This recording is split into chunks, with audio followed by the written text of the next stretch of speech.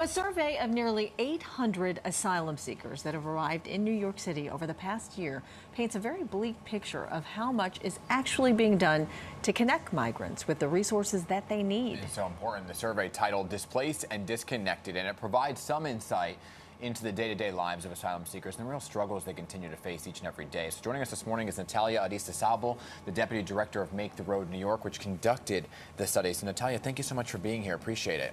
And thank you so much for having me this morning. So 766 migrants taking this survey, and it really is showing that a lot of them are struggling once they arrive. Their basic needs aren't really being met. What else did you find in the survey?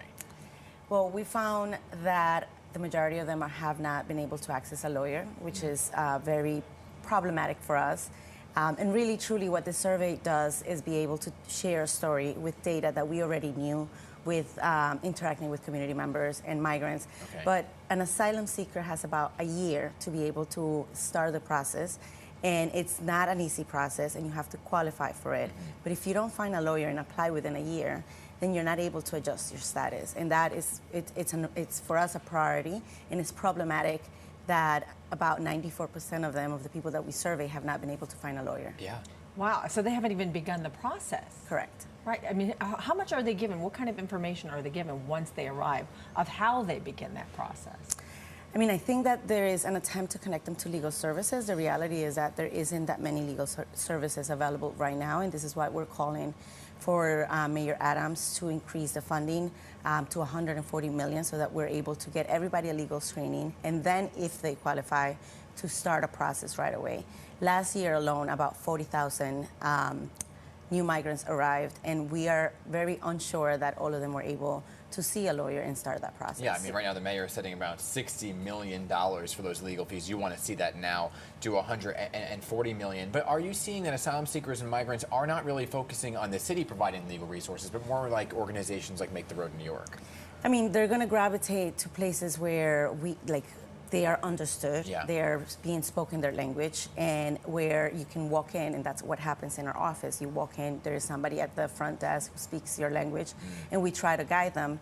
But the reality is, again, that we just don't have enough resources, and we need more lawyers in the city. Yeah, this is kind of disturbing. I'm reading some of the results from your survey. 26%, only 26% of parents are enrolling their kids in school.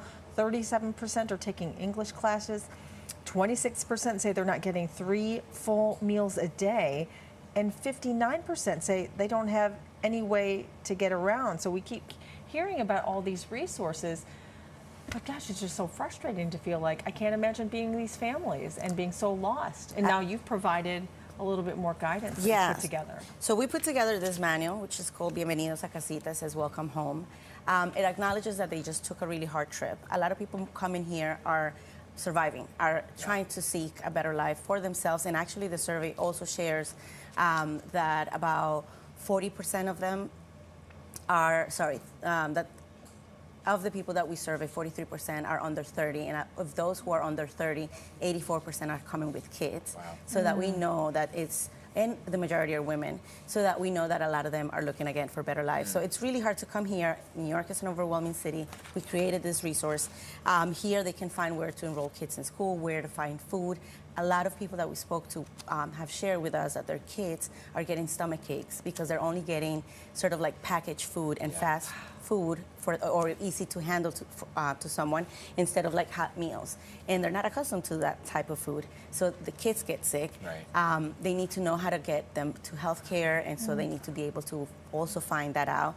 And we're also trying to get more money for English classes and OSHA training classes so that they are able to find some jobs. I need to get this in before, because we're almost out of time here, but a big issue that the mayor has been talking about and so many have been talking about are work permits. And we saw this delegation of city council actually go down to D.C. yesterday to try to expedite this whole process of getting a work permit, because the big question is, they're here and now what? So where is the process in getting folks work permits? So that's where the asylum application comes in. Okay. Also, the currently Biden administration can provide work permits for everybody that's coming. The majority of them are coming from Venezuela. Yeah. The U.S. and Venezuela don't have a diplomatic relationship. They can pass DED or TPS, which are temporary programs that are renewed 1 to 2 years, to at least provide people with a work authorization in the meantime. But what we're finding is that the majority of them don't have that work permit, so they're really here ready to work but can't. Yeah, but what about the folks that are been here already? Their time's running out. These asylum seekers that came here almost a year ago. What is the deal with them? That's why in this Jeez, budget so process that is about to end at the end of June, we want to make sure that they're prioritizing legal services so that we could try to prioritize the folks from last year and then the folks from this year. So many important facets to this story. Keep us posted on how everything goes, right, in terms of those legal services. That is a big factor. Natalia, thank you so much for being here this morning. Thank you for having me. Great work that you're doing. Thank you.